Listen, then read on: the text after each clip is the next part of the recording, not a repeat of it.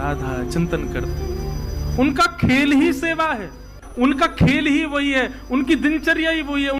हितरवंश महाप्रभु क्या करते, अब सेवा भीतर तो मिलती नहीं, तो बालक बाहर खेल रहे होते, वो आके कहते चलो हरिवंश हमारे साथ खेलो। अच्छा, नाम हरिवंश क्यों पड़ा?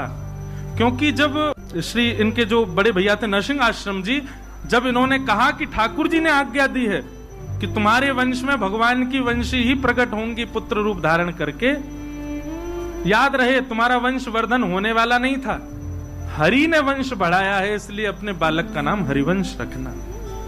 इसलिए उनका नाम हरिवंश रखा गया, जिनके वंश को। और हित नाम क्यों लगा? हित माने प्रेम, जो प्रेम प्रदायन करता है कौन? हरि ने जिनका वंश बढ़ाया वो हित हरिवंश। तो हरिवंश चलो खेलो हमारे साथ। तो हरिवंश जी कहते मेरो खेल कछु अनोखो है, कछु अलग है। तो बच्चों के साथ बोले हम अलग लीला करेंगे। वो क्या लीला करोगे? तो गौर वर्ण का एक बालक, गोरा गोरा बालक, उसको तो पीतांबरी पहना देते, उसके गले में हार पहना देते, उसके सिर पर मुकुट पहना देते, उसको पटका पहना करके वन के कुछ पुष्पों को लेकर के कान पर लटकाए दिए, कछु यहां कर दिए, इस प्रकार उनका श्रृंगार कर देते। और श्याम वर्ण का एक बालक, श्याम वर्ण के बालक को नीचे लहंगा, ऊपर चुनरी, नाक में नथवे, सर मैया की निकाल लाते। और श्याम वर्ण के बालक को बिल्कुल गोपी जैसा श्रृंगार कर देते। मतलब मन में भाव क्या आता कि किशोरी जी उनके परिवर्तित श्रृंगार कर देते। उनके श्रृंगार को ठाकुर जी स्वीकार करते थे। कैसे? यहां श्री व्यास मिश्र जी भोग की थाली लेकर के आए और श्री राधा मोहन लाल जी के सामने जैसी पधराई और पर्दा करके गए। थोड़ी देर बाद जैसे ही पर्दा हटा करके भोग उठाने लगे, भोग उठाते ठाकुर जी को देखा, सो क्या पाया कि ठाकुर जी तो गोपी बने हुए हैं चुनरी ओढ़ करके, और किशोरी जी जो है उन्होंने मुकुट धारण कर रखो। परिवर्तित श्रृंगार उनकी सेवा में हो जाता।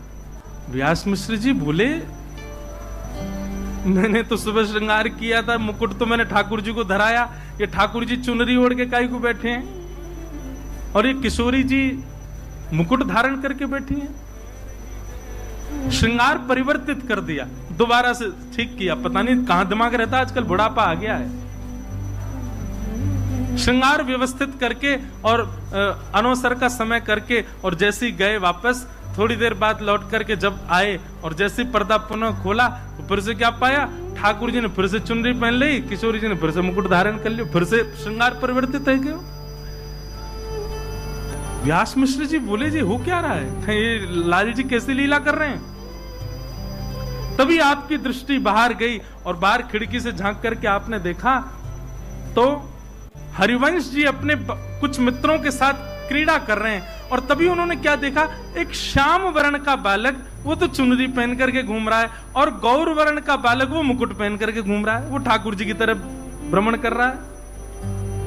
तब व्यास मिश्र जी को अनुभव हुआ कि सेवा के लिए जिद करता है लाला, हम मना करते हैं तो बाहर जाकर के सेवा ही खेल रहा है, और इसकी सेवा देखो कैसी अंगीकार, कैसी स्वीकार कि बाहर श्याम वर्ण के बालक को गोपी बनाए तो हमारे ठाकुर सेवा के गोपी बन जाते हैं। ऐसी उनकी लीला, ऐसी उनकी सेवा। बस ऐसी भाव समाधि में श्री हरिवंश जी रहते हैं बाल्यकाल से, बचपन से। श्री हितरवंश महाप्रभु बालक